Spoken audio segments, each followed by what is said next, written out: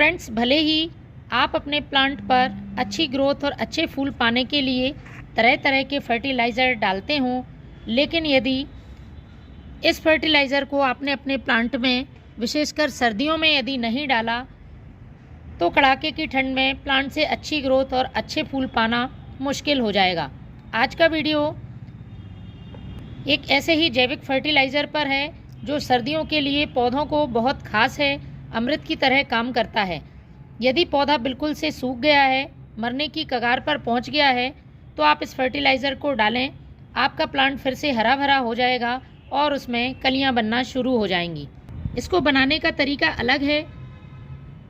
यदि सही तरीके से आप ये फर्टिलाइज़र बनाते हैं और अपने प्लांट पर यूज़ करते हैं तो पौधे में इसके हैरान कर देने वाले रिजल्ट होंगे।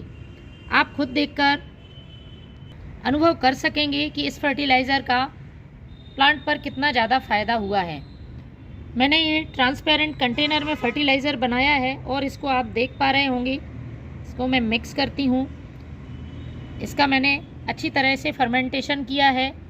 नाइट्रोजन, पोटेशियम, फॉस्फोरस के साथ साथ कई माइक्रोन्यूट्रिएंट से भरपूर ये फर्टिलाइज़र सभी पौधों के लिए उपयोगी है, चाहे फूलों वाले पौधे हों, फलों वाले या सब्जियों वाले।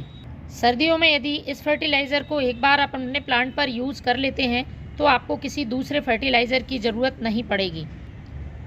इसका सबसे बड़ा फ़ायदा है फर्टिलाइज़र के साथ साथ एक इंसेक्टिसाइड, फंगिसाइड की तरह भी काम करेगा। पौधे की मिट्टी उपजाऊ बनेगी, जड़ें मजबूत होंगी। प्लांट यदि पत्तियां पीली करके गिरा रहा है तो पौधा फिर से हरा भरा हो जाएगा, उसमें नई ग्रोथ शुरू होगी। कई पौधों में परेशानी होती है, एक बार फूल देकर फूल देना बंद कर देते हैं। तो फ्रेंड्स, इस फर्टिलाइज़र के यूज़ से प्लांट में लगातार फूल आएंगे। यदि सब्जियों में फूल गिर जाते हैं, सब्जियां नहीं बन पाती हैं या फ्रूटिंग प्लांट में फ्रूट्स की क्वालिटी ख़राब हो रही है, तो आप इस फर्टिलाइज़र को अपने पौधों में ज़रूर दें। ये एक लिक्विड फर्टिलाइज़र है। पौधे में डालते समय कुछ सावधानियों का हमें ध्यान रखना है, जो कि मैं पहले ही बता देती हूँ, क्योंकि आप बनाने का तरीका देख लेते हैं लेकिन सावधानी ध्यान नहीं रखते हैं। इसकी वजह से प्लांट पर इसके नुकसान भी हो जाते हैं। पहली बात, आपको बहुत ज़्यादा मात्रा में इसका यूज़ नहीं करना है। जितनी क्वांटिटी मैं बताने वाली हूँ उतनी ही क्वांटिटी में आपको अपने प्लांट पर डालना है। बार बार रिपीट नहीं करना है। महीने में एक बार ही आप इसका इस्तेमाल करें। दूसरा, इसको आपको स्प्रे नहीं करना है, सीधा मिट्टी में डालना है। चौथा, पूरी तरह से फर्मेंट होने के बाद ही इसका यूज़ करना है। कच्चा फर्टिलाइज़र आपको अपने प्लांट पर नहीं डालना है, क्योंकि जिन चीज़ों का मैंने इसमें इस्तेमाल किया है, यदि आप उनका इस्तेमाल प्लांट पर कच्चा करेंगे तो फिर वह पौधे को नुकसान पहुंचा सकती हैं। मिट्टी को गर्म रखने का काम करता है, एक गर्म खाद है, इसलिए कड़ाके की सर्दियों में भी प्लांट सूखते नहीं हैं, मरते नहीं हैं। इसको आपको डायरेक्ट अपने प्लांट पर यूज़ नहीं करना है। कितनी मात्रा में डाइल्यूट करना है वो मैं आगे आपको बताने वाली हूँ। उसी हिसाब से आपको प्लांट में इसका यूज़ करना है। तो चलिए शुरू करते हैं। इस फर्टिलाइज़र को बनाना 3 चीज़ों का मैंने इसमें इस्तेमाल किया है।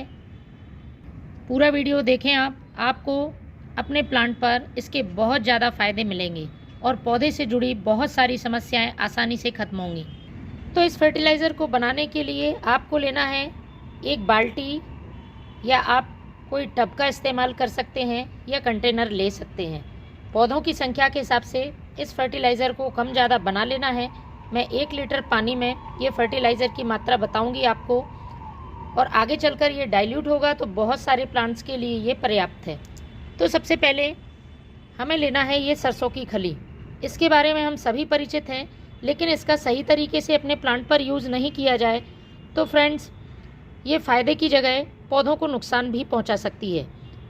तासीर इसकी गर्म होती है, इसलिए सर्दियों के लिए पौधे पर एक संजीवनी की तरह काम करती है। 50 ग्राम मैंने सरसों की खली ले ली है।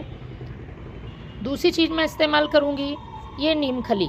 नीम खली प्लांट की मिट्टी को तो उपजाऊ बनाती ही है, उसे फंगस और इंसेक्ट से भी सुरक्षित रखती है, क्योंकि नीम खली में पोषक तत्व ही मौजूद होते हैं। और जो हमने सरसों की खली डाली है उसमें नाइट्रोजन भरपूर मात्रा में होता है, साथ में पौधे के लिए ज़रूरी माइक्रोन्यूट्रिएंट्स भी मौजूद होते हैं। तो पौधे का विकास बहुत तेज़ी से होता है। मैंने ले ली है 25 ग्राम नीम की खली, 50 ग्राम सरसों की खली, 25 ग्राम नीम की खली और इसको हमें भर देना है लगभग 1 लीटर पानी से। अब इसमें एक और चीज़ ऐड करनी है जो कि हमारे घर में ही आसानी से उपलब्ध होती है, ये है गुड़। प्लांट की मिट्टी में गुड बैक्टीरिया इंक्रीज करने का काम करता है, फर्मेंटेशन प्रोसेस को तेज कर देता है। हम जो भी फर्टिलाइज़र बनाते हैं बहुत अच्छी तरह से बनता है और कम समय में तैयार हो जाता है।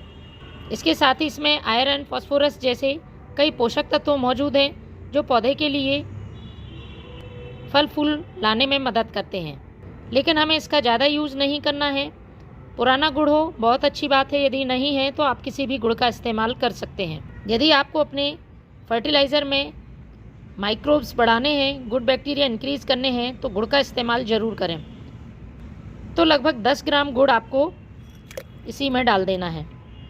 अच्छी तरह से इसे मिक्स कर दें। अब हमें फ्रेंड्स इसे रखना है 3 दिन के लिए, कम से कम 3 दिन रखें। सर्दियों का टाइम है, फर्मेंट होने में थोड़ा वक्त लगता है, तो ढककर आप सेमी शेड एरिया में इसको रख सकते हैं। हर दिन आपको एक बार ढक्कन खोलकर इसे अच्छी तरह से चला देना है। तो फ्रेंड्स 3 दिन पहले का ये फर्टिलाइज़र मैंने बना के तैयार किया है।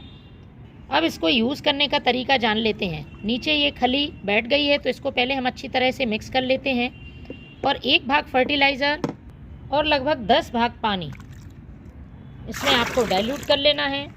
अब हमें इसे अपने प्लांट की सॉइल में पॉट की साइज़ के हिसाब से डालना है। यदि छोटा पॉट है तो आप 25 से 50 ml डालें। इस बात का ध्यान रखें, ड्रेनेज होल से बाहर नहीं निकलना चाहिए। तो फ्रेंड्स इन सर्दियों में सभी पौधों के लिए इस फर्टिलाइज़र का यूज़ ज़रूर करें। Thank you.